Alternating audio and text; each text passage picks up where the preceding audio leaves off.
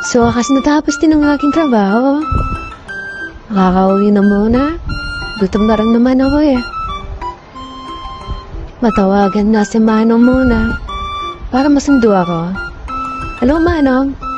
Andito na po ako sa aking lugar. Pwede na lang po ako pasundo rito? Okay po, Manong. Dito na lang po kita hintayin na. Thank you po. Ma'am, hawak ko po ng maayos ha. Huwag po akong kayong bibitaw. Baka mahulog po kasi kayo eh. Alis na po tayo, mama. Okay po. Matanong ko lang po, ma'am. Saan po ba kayo uwi para doon na lang po kayo mahatid, ma'am? Hindi ko po kasi alam yung inyong lugar. Hindi niyo pa po kasi nasasabi. Baka pwede niyo na po sabihin, ma'am. Para mapabilis na rin po ang ating pag-atid sa inyo, ma'am. At na lang po ako sa Magalang, Manong. Doon po sa may cafe. Doon po kasi ako umuwi doon sa may apartment. Nag-uupahan lang po kasi ako eh. Wala pa pong pambili ng bahay. Bago lang po kasi ako sa lugar na ito, kaya wala pa po akong kahalam-alam eh. Kaya doon na lang po, Manong ha. Thank you po. Ganun po ba? Sige po, doon ka na lang po atin. Baka magustuhan nyo, ma'am, papasyal ko rin po kayo dito sa lugar namin. Para naman ikaw merong kaunting kaalaman sa lugar nito, ma'am. Kung ito yung mamarapatan lang naman, papasyal na kita, ma'am. Gusto mo po ba yun, ma'am? O sige po, Manong. Gusto ko po yan. Para naman po mayroon akong kaalaman sa lugar na to. Mahirap na po kasi yung walang alam sa isang lugar eh. Kaya sige po, Manong. Pasyal niyo lang po ako dito. So, alam niyo po bang pwedeng pasyalan at yung alam niyo po bang mapanganib na lugar, Manong? Para lang ko po at hour po ako pag ako uuwi na ng gabi. Nung ako'y bata pa po, ma'am, napakasaya sa lugar na ito. Wala pong katakot-takot. Puno po ng mga pananim, taniman po ng mga bigas, mga kamote. Masaya po, kahit saan po hindi ka magugutom. Lalabas ka lang po ng bahay, mabubusog ka na. Lumipas po yung panahon, ma'am, biglang sumabog po yung bulkang mayon. Ayun po, nagkahirap-hirap po yung buhay. Sa palad po naman ng Diyos, nakabaon naman po ang mga matatanda noon. Napalitaan ko nga po yung pagsabog ng bulkang mayon po, Mano. Dito po pala yung nag-start yung pagsabog buti naman po, nakahawang po yung mga tao dito, di ba? Oo nga po, ma'am ngayon, iba na po Tulad po ng mga dito, ma'am. Alas bar na po yung mga nagtatrabaho ngayon dito Mga karaniwan po, mga minor de edad pa po yung mga babae. Pinapabayaan na lang po ng mga kanilang mga magulang. Kapos po siguro sila sa palad, kaya ito na lang po yung naisipan nilang trabaho.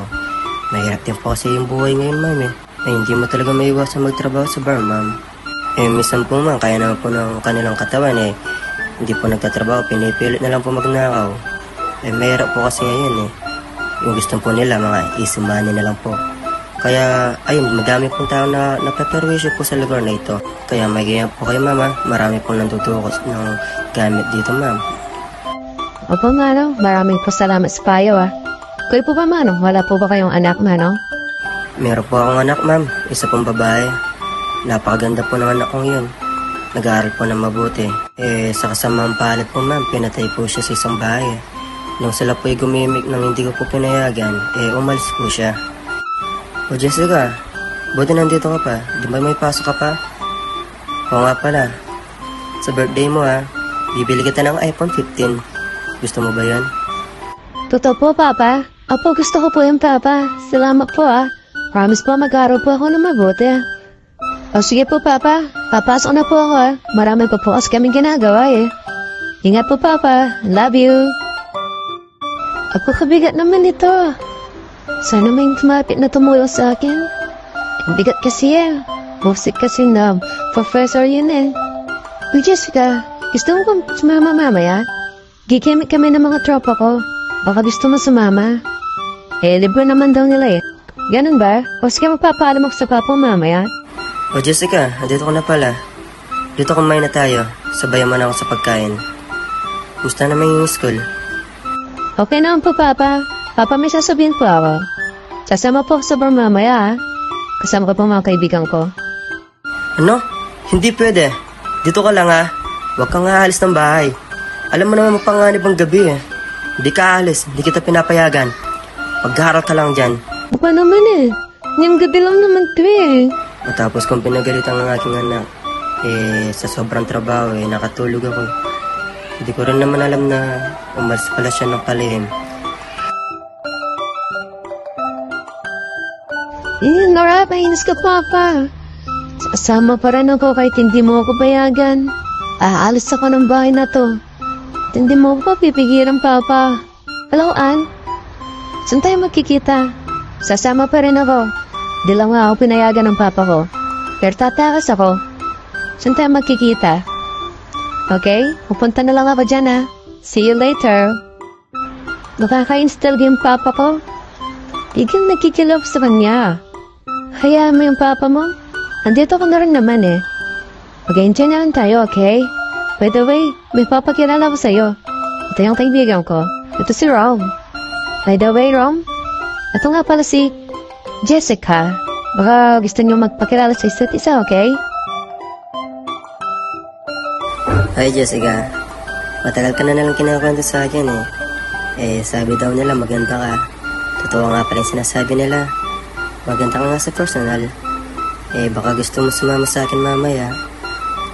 Okay, sama na ako sa'yo. Ayoko muna kasing umuwi muna eh. Mr. Steven, natagpuan na lang po yung anak na wala ng buhay dito. Pero nahuli naman yung pumatay at umamin naman sa kanyang krimen. Kaya huwag na po kayo mag-alala. Napakasaya naman po pala ng mga sa'yo, Manong. Asensya po sa inyong pagkwento, ha? Okay lang po yan, ma'am. Ako na naman po yung napusa magkwento sa inyo eh. Wala, ganyan talaga po yung buhay. Minsan po, halos mamatay ka na po sa pagtatrabaho para pabigay lang sa mga gusto ng inyong anak. Tapos, gawin lang po ng isang tao na parang hayop lang po kung patay yun eh. Oo nga po, Manong eh. Kaya ako, yung anak ko po eh. Kaya halos hindi ko na po pinapahalos sa bahay. Pinapasama ko lang po sa mga kanyang kaibigan. Basta sa bahay lang po sila pumupunta. Mahirap na po kasi yung gabi na yan eh. Tama po yan, ma'am. Dapat po, minsan, kayo na rin pumuska sa mga kaibigan ng inyong anak para malaman po kung ligtas po ba sila o hindi. Minsan po kasi, mismong kaibigan pa nila yung sumusulsul sa kanila sa masasamang ginagawa eh. Ma'am, andito na po tayo ah. Maraming salamat po, Manong. Nag-enjoy rin naman po ako eh. Salamat po sa pagpasyal ah. Ngayon po alam ko na po yung mga lugar na mapanganib. Mag-iingat po kayo, Manong ah. Salamat po ulit. Ito po pala yung bayad, Manong. Ingat po. Salamat din po, ma'am. Ingat din po kayo. Medyo nakakapagod yung araw na to eh. Pero maganda na rin naman to para may kita. Pero ano yung pa tong kita na to? Ako na lang naman mag-isa sa buhay eh. Namatay na rin naman ang aking anak. Pero at least ngayon nag-enjoy naman ako sa pagdadrive. At least may nakakwentuhan ako sa aking buhay. Makauwi na nga para makapagpahinga. Ay, ito na naman yung gabi na ako na lang na mag-isa. Sana panaginip na lang yung nangyari para nandito pa yung aking anak. Ay.